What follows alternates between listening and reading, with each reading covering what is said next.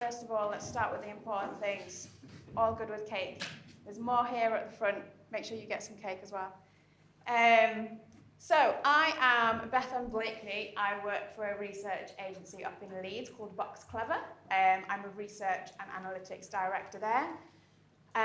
It's my birthday, hence the cake, because when you're an adult... It's my birthday as well. Is it? Happy birthday! Have 2 pieces of cake. So yeah, when you're an adult, it's somehow suddenly your job to bring the cake when it's your birthday. I feel like that's totally the wrong way around, but there you have it. So yeah, I work at Boxclever. I get distracted quite easily, can you tell? And I'm also part of the Advanced Insights and Analytics Council, the AIA Council at the MRS. And it's from the AIA that I'm doing this talk today. So essentially what we've done is we've spoken to a load of industry leaders, both agency side and client side, and got their advice and tips on combining your analytics and your insights functions. So essentially, that's me telling you that I'm not the expert here, I'm just a bit of a messenger. That's my caveat for getting out with any difficult questions, just in case you didn't spot what that was. So, let me see if I can make the clicker work. There we go. Before we start, even more caveats. Firstly, a lot, if not all of the people we spoke to were talking about how this is very much an ongoing job. You know, everybody was saying, oh, we've done this and this and this, but we're not done yet. We're still learning, we're still developing, we're still working out what works for us and what doesn't. And also on that, because of that, honesty is really key. You know, if you're going through that kind of learning procedure, it's really important to be able to have that self-reflection so you can work out what is working for you, what isn't working for you. And obviously, everybody's in a different situation at a different company, working with different people. So you kind of got to take what you can and apply it to your particular situation. I want to start with a caveat around terminology. I'm not here to get bogged down in the arguments and the debates of whether we're analysts or data scientists or decision scientists or insight scientists. Not interested in that today, okay? I know there's a debate to be had, but that's not what this space is for. Some of the anecdotes and things that I might talk about today might seem a little bit woolly in terms of, oh, somebody said this. But a lot of people were a bit concerned about confidentiality, so it's just that they don't want it attributed to them personally or to the company they work for. And the main one, it's really easy for me to stand up here and say, oh, you should do this, you should do that. I'm not saying it's easy. It's not an easy task to do. So yeah, I just want to, before I come across as a little bit ballsy, if anything else, just kind of caveat that as well. So what we're going to go through today, there's essentially like 5 themes that came out of the interviews that we did with some of the industry leaders. So we'll cover those each in turn and then give you some really kind of practical takeaway tips off the back of that. But before we start and get into that, we've got some of these quotes dotted around as well. I just want to start with why it's important to even be talking about this. And this quote, I think, sums it up really nicely, just with the word necessary. A lot of people talking about how it's becoming expected now that your insights and your analytics are really interwoven. And, you know, people talking about things like brand trackers and stuff where if you're not fusing data from multiple sources, you're kind of already behind that curve. So it's something that you really need to get on board with. And this is another nice one in terms of the idea of being source agnostic. So this goes that step further to say, do you know what? Your clients don't care. They don't give a damn where you got your data from or what technology you use to analyze it or what methods you use. They care about that business decision making. They care about that business solution you're bringing them. So that's what we need to be focusing on. So why are we talking about this now? So some of you will have heard of the research done by the, I always get this acronym wrong, the Global Research Business Network. Thank you. Nods in the audience, have been practicing that bit. And what they say is that there's 4 main areas driving the kind of maturity of your consumer insights function.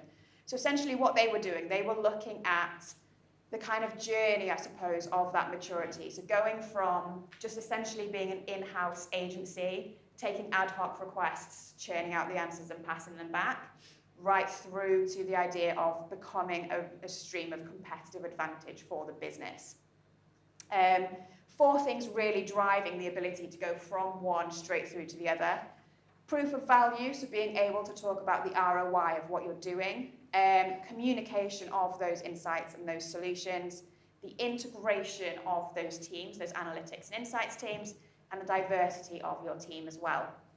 Obviously, all of those things really feed into each other, but we're going to be focused on that kind of integration piece. Because, and coming back to the AIA Council, that's essentially why we were set up.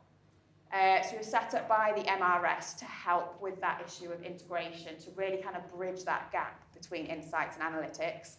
And 3 main ways that we're trying to do that is in the work that we produce as an industry, the people that we bring in to work in that industry, and the skills that we have as individuals within that industry as well. So moving on to these themes then, the first of those being managing the logistics within that team. A lot of people saying essentially the end goal here is to combine your teams. You don't want an insights team and an analytics team. You want one unified department. Obviously, easier said than done. But we spoke to somebody at News UK who was essentially saying that they've done that, they've combined that team, and what they've done instead is that they've then split that kind of mega team by brand.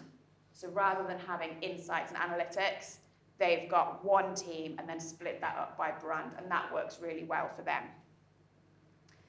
So your first piece of advice is to combine the teams. Obviously, that's really difficult, but there is a few things that you can start doing before you even get there, or to kind of, help you along that way. So the first of those is to think about a single point of contact. So when you have stakeholders or clients or whoever coming to you with a business question, you don't want them to be having to think, do I need to go to the insight team for this, or do I need to go to the analytics team for this, or is this someone else? Whether it's an email inbox, whether it's a person, however you work, you want that stakeholder to just be like, I have a business question and they're going to help me find the answer. And then that enables them to focus on what they're good at in terms of the business side of things, and enables you to focus on what you're good at. Another way that you can help kind of combine those teams without physically doing it is to combine the roadmaps. So you'll have like a plan and a roadmap for each of those teams. And even if you can't combine them, gosh, I don't remember her proper title, but Nat at Monzo was saying, just make them transparent to each of the teams so that each team can see the other team's roadmap. You can see how it links to business strategy. You can see how they link to each other. That enables everyone to make sure you're all striving for the same goal, basically. There were lots of red flags coming up in terms of talking about this managing logistics piece. It can get messy. A lot of people saying if you do this wrong, people can just get confused, stakeholders going to the wrong place, stakeholders not even coming to you anymore. So managing expectations from the off and taking it slowly is really key. So talking about defining the problem, and then we've got this quote here from Sabrina at WH Smith's, talking about, again, involving both those teams really early on in that planning process. And, kind of building that more holistic picture of the project. So that multi-specialist team, it's important to have that multi-specialist team so that everybody can come with their own expertise on how they think that brief, that question should be answered. And then also it's really important to embrace the iterative nature of defining that problem, because you all know how it works. You get a question in, you think what you found, what you think is the answer, but it just leads to more questions, and then you kind of go round in that iterative thing. It can feel really frustrating, especially for the people on the ground doing the work. But a lot of people saying, if you can embrace that culture where that's encouraged, then that's really positive, because people then feel positive about it. And it's also iterative in two natures, right? So you've got iterative from methodology, so you might go from research to analytics and back again. And it can be iterative in terms of the team. So in terms of you might talk to your researchers and then go to your stakeholders and then go to your analysts and then go back to your researchers, back to your stakeholders, etc. So it obviously takes time, it takes effort, it makes things a little bit harder. But the output that you get at the end, a lot of people were saying was absolutely worth it. Making it accessible. So lots of people talking about this. And this is Kate Slater from Help for Heroes. Again, you know, she's there saying it's not without its challenges. This isn't for the faint-hearted, but it's definitely worth it. So one way that she's saying you can make this really accessible to the people that need it is by drip feeding these findings. Obviously, I know that's not necessarily rocket science. That's not new news to a lot of us. But there was one guy who was specifically talking about the language they use internally is that they have speedboats and they have battleships. So your speedboats are your small tactical projects that you can kind of get in, get out, churn through them, get the answers to the stakeholders as fast as you can. Meanwhile, your battleships are your massive strategic projects which take a lot of time, a lot of planning, a lot of effort. But you can kind of almost use the speedboats to keep your stakeholders happy whilst you then work on your battleships. So it's not only talking about drip feeding insights throughout the project, it's also kind of throughout your lifespan as a unit, I suppose. And then there's loads of people talking about access to data at the minute. You know, we've heard about Zappi and PepsiCo talking about their kind of insights hub, which sounds amazing. There's loads of other companies talking about it, and a lot of people talking about the positives of making your data, your previous research projects, everything kind of really accessible to your stakeholders and your clients. But the watch out with that is that you then need to give it the resource that it needs and deserves. So you need to expect a little bit of hand-holding. Remember that you're the experts in the data you've just given them and not them. And you need to make it as jargon-free and as easy for them, because what you don't want to do is intimidate them. You want to empower them. So it's about recognizing that difference and what you can do to switch people from one to the other. More insight, less data. Again, I feel like it's a news point that we're all getting a bit sick of because we know it inside and out. But I think this quote here is really kind of powerful. You are there to provide insight, not deliver analytics or research data. So as much as you and your teams might think, oh, it's my job to do analytics, it's not. It's your job to answer questions and deliver solutions. And that kind of comes back to that source agnostic. People don't really give a damn how you got there. They just care that you got there. So making purposeful decisions, especially if you've got all of this abundance of data and research and everything at your fingertips, you've got to make some really hard decisions about what you're going to do, but also what you're not going to do. You know, stops you getting into that kind of rabbit hole sort of conundrum, which can be really easy to get caught in. Embracing the contradictions and allowing your teams to do that as well. So contradictions happen all the time, especially when you're looking across different data sources and fusing data sources. But actually, that's where the interesting stuff comes out. You know, that's where you can kind of get excited and be like, why is that happening? Let's do some extra research to find out this, that, and the other. And then it all comes together at the end. But it's allowing yourself that space and allowing your team that space to be like, I'm okay to look into this a bit further, rather than try and kind of bury it and pretend it's not happening. Remembering this isn't a maths exam, you don't get points for showing you're working out. Okay, coming back to that source agnostic thing, they don't care how you got to the answer. Just focus on that business solution, focus what's important to your clients and to your stakeholders. And on that note as well, a little bit of logistics that a few people mentioned is that if you're going to embrace this sort of culture, you kind of need to get rid of those individual team targets, because you don't want people sat in a room going, oh, but I've got to complete 6 analytics projects in the next 4 months, and I've got to, you know, get in this amount of research revenue or whatever it is. Because then what you get is you get people trying to compete for their particular methodology Whereas what you want to do is get people working together collaboratively to get to the answer, regardless of that methodology. Building a safe space. And I've mentioned to her already, this is Nat from Monzo. And again, she's kind of saying, success isn't guaranteed. This is hard, but if it's going to work, it's going to work because of that effective collaboration across your teams. You need to enable people to really have that. So encouraging people to be specialists, not generalists. Again, coming back to that idea of not intimidating people. If you're combining teams, if you're allowing people to work with each other, it's very easy for people to get imposter syndrome and feel like, oh, they know loads about that, but I don't. I should know more about this, that, and the other. No, encourage people. You know your particular field really well, and that's great. That's what we need. But it's important to foster that understanding across the board. So even if you don't necessarily work in data science, it's important that when your data scientists are talking to you, you kind of understand what they're saying. You don't need to understand the level of detail of their LLMs and all that sort of nonsense, but you kind of need to understand what they've done and why and where they're coming from.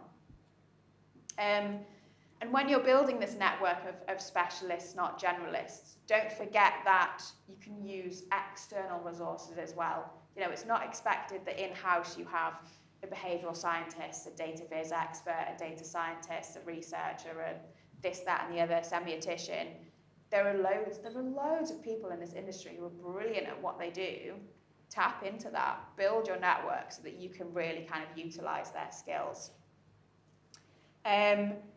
Finding your cheerleaders was one that a lot of people spoke about a lot. So in terms of, somebody was saying that they essentially have like a squad strategy is what they called it, where they kind of pinpoint people in the business that they know are happy with what they're doing and will advocate for them when they're not in the room. And, you know, they will make sure that they try extra hard with that person and keep communications up because they're essentially your messenger when you're not there. And obviously, ideally, any behaviours that you want to be happening within your team and within the business generally, you want to be cascading down from that senior leadership team as well. So it's important to get them on board. So we wanted to kind of finish off with some really actionable takeaways, because like I say, it's really easy for me to stand here and be like, you should do X, Y, Z. But let's think about things that we can actually take back to work tomorrow and start implementing. So short-term actions, as I mentioned, that single point of contact, whether it's a person, a team, an inbox, however it is that you field requests and questions and conversations with people, try and make that into one place. You know, even if it's a case of, if you've got 2 inboxes, you forward them to one and allow everybody access to it. However's going to logistically work best for you, but just allowing people to see that. That cross-pollination of skill sets, so that education on the other side. If you're not a data scientist, educate yourself and, you know, allow your team to educate themselves on what it is the data scientists are doing and vice versa. Really allow that space and time collaboration, so try and take the pressure off a little bit. I know it's easier said than done, again, but there's lots of ways that you can implement that in terms of allowing that kind of collaboration and just kind of, you know, letting people feel safe in doing that. And the roadmaps was a good one. So even if, to start with, all you do is, by the way, this is their roadmap and this is their roadmap and this is where they kind of cross over, that really helps people kind of move forward with one goal in mind and understand where everybody's coming from. The long-term stuff, that culture of collaboration, you know, everybody, again, was talking about that end goal being really combining those teams and moving towards that culture of collaboration, that source agnostic thing, so stepping away from those methodologies. And again, I think that's important whether you're talking about customer insight team, client side, or whether you're talking about agency side as well. I tend to find that agencies can speak a huge amount about the interesting, clever things that you're doing. And some people are really bought into that level of detail and they love it. A lot of people just don't care. And it hurts. I know it really hurts because you want to talk about how clever you are. I'm exactly the same. but it's not always necessarily relevant. So the leadership team, again, longer term, you want to be ensuring that they're champions of both areas. If you're combining insights and analytics, try and get them to really be kind of cheerleading both of those. And that, accessibility of insights and data is a big investment to kind of build one of those insights hubs that everyone can access via various different means and blah, blah, blah. But if you can do that, it's really, really worth it. Obviously, as I mentioned, there were a lot of people that we spoke to as part of this process. I am a bad egg, and I actually haven't included everybody on this slide, so apologies for that. But apart from that, and again, that's me kind of remembering that caveat that it's not me that's the expert. But having said that, has anyone got any questions? Questions? Yes, please.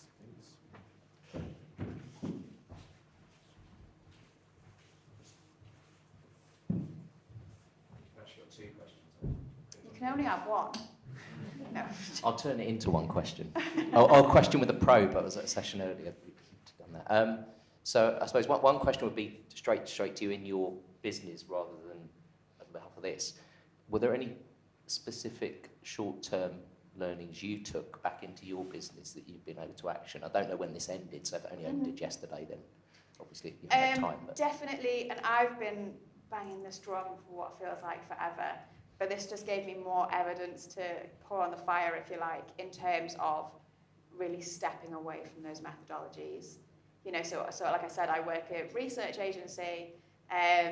We work across qual, quant, and analytics. So there's a lot of stuff going on. There's a lot of people in that agency that do some really clever things. And people want to get into the detail and want to get excited and want to tell clients and write loads of slides in a proposal about how amazing it is. And I'm like, that's all well and good. If it's going to let you sleep at night, write the slides, put them in a separate deck and call it an appendix. And if they ask for it, we can send it. We've got it. But the clients don't care. Generally, clients do not care. So this has just given me even more evidence to be like, actually, this is what we should be focusing on. And it kind of comes into that whole time, poor storytelling. It all kind of comes into the same thing, doesn't it? Same old things that people are talking about.